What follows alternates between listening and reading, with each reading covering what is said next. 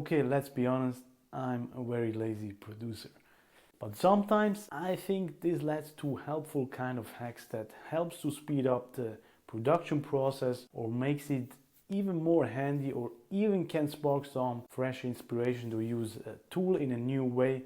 At least that's the case for me, right? So for this week's video, we look into different ways to make the track more dynamic without touching the automation line, and instead we're going to use other tools, one specifically that we can actually save as a chain for later usage, so we actually can work faster in the future and don't need to draw automations for, let's say, a build-up effect inside a break or whatever, and so we just save it, smack it on that effect, and then it builds up by itself. Sounds good? Let's jump in.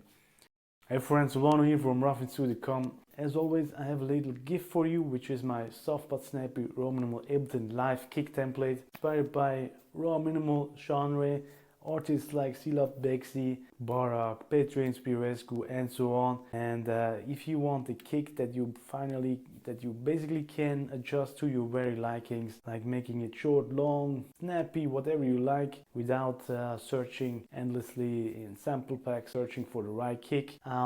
This could be a solution for you, a handy solution. If you want it, it's for free. Grab it under the link below. And now let's jump over to the screen grabbing. Thanks for watching. Hope you enjoy it. Cheers. Thanks for being here, for spending some time, for tuning in.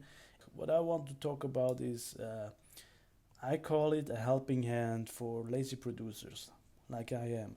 And let's say we have a build-up sound here. Let's play quickly here in solo.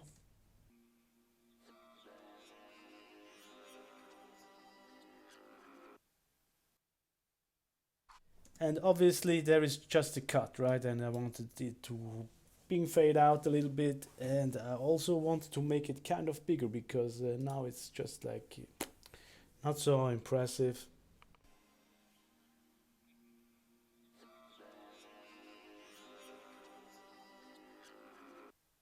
How I sometimes used to do this was by drawing some automation, really unhandy in my opinion. But how I approached it this time was, yeah, I was really lazy. I thought, oh man, now why doing the automation thing and whatnot? And then I remember this envelope follower, right? That built-in thing, and that's really cool because in essence we can translate, and yeah, we basically can steal the audio waveform and transform it into a controlling hand. Let's put it just that way. And then we can say that hand, okay, magical hand, magical hand, help me here, make this wide, or make this more ping pong wide delay, open it up for me. And that's what I just did, you know. Let's have a listen again. So basically you can see here, as it rises up the envelope, it follows, right? And then I assigned the width to this noise. So the more it rises, the more it becomes wider, right?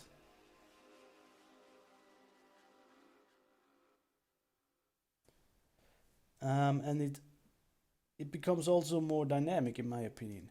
And then the second thing, I use this dry wet knob here, and I think also this amount here from this hiss. Let's have a second listen quickly. Here you can see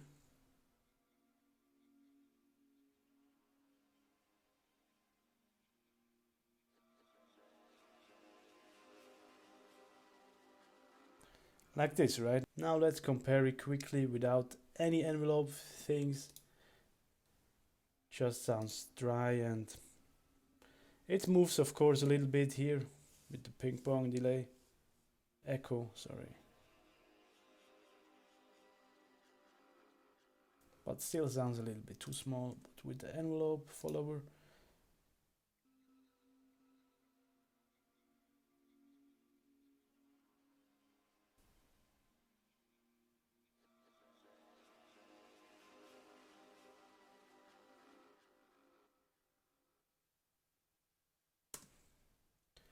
That's one way to do it. Okay, another way I use this helping hand approach was by using an LFO and assign it to different send effects. So I used it in a random mode, but I send different amounts to different send channels, right? So one is reverb, the second one has some sort of corpus and gray delay, and the third one has a filter delay, a beat repeat, a hiss, and a grain delay, and I think that's it, yes. And let's have a listen here.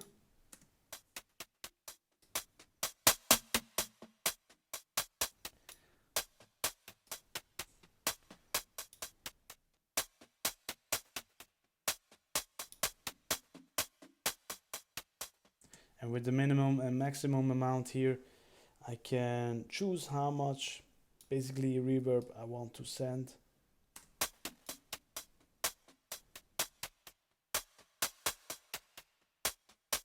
It's too much. Now without this LFO,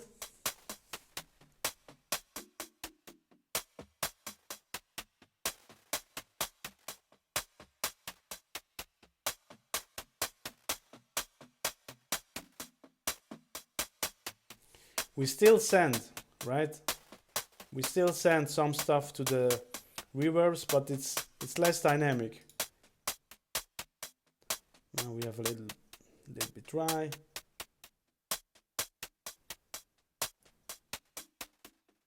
Now we have reverb again. So we kind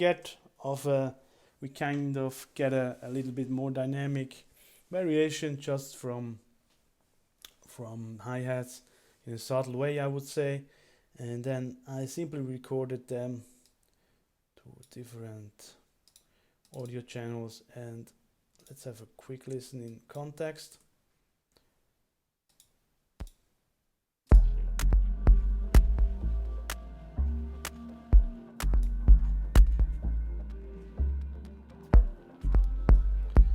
Here's that sound, right? Coming in.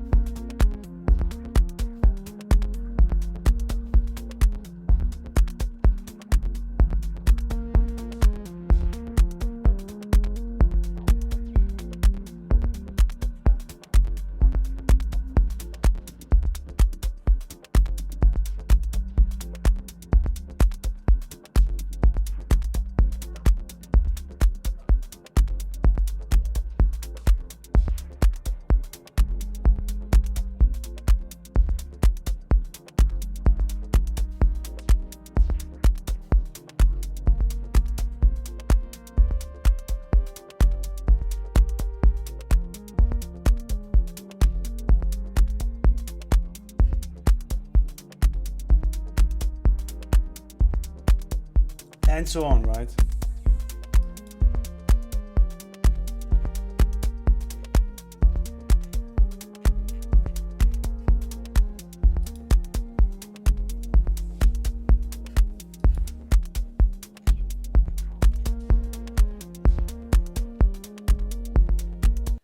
Now another cool thing that basically just popped up into my mind while recording this. I don't know if it works, but here I have a drum channel, right?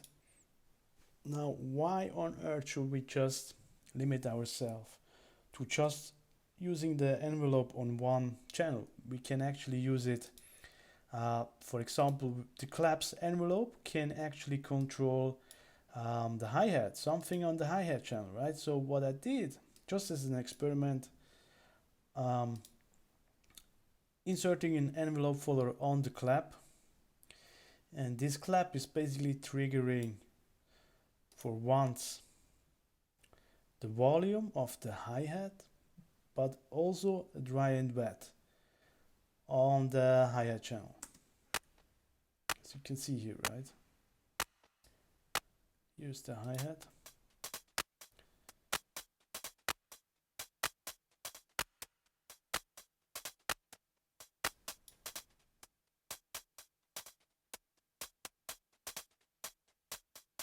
Now the clap is not playing, so it stays, the volume stays the same.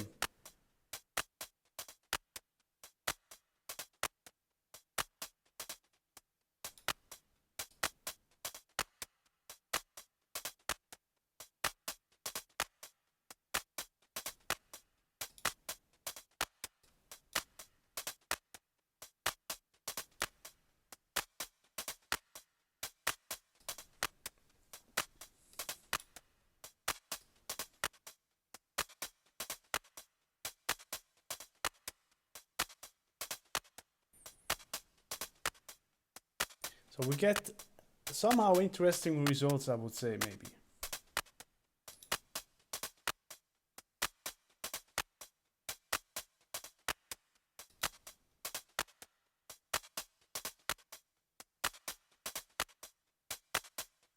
Almost like gating a little bit, more dynamic, in a subtle way. I don't know. Again, I don't know if this makes sense. I just experimented and stumbled over this. I was literally just staring at the screen and thought, okay, maybe is there another way how I can use this envelope follower? And this popped into my mind.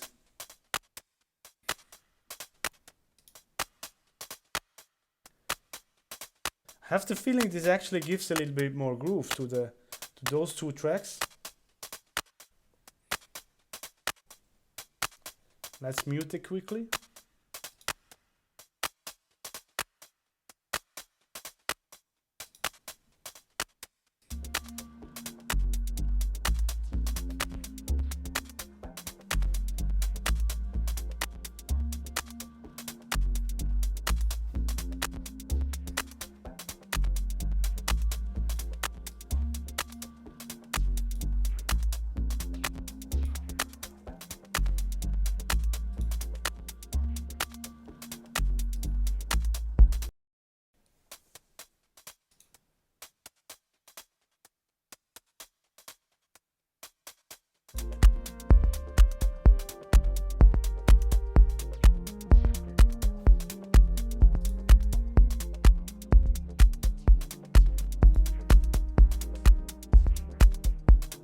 Yeah, I like it. It gives a little bit more dynamic, maybe even a little bit more groove, I would say. Really subtle, to be honest.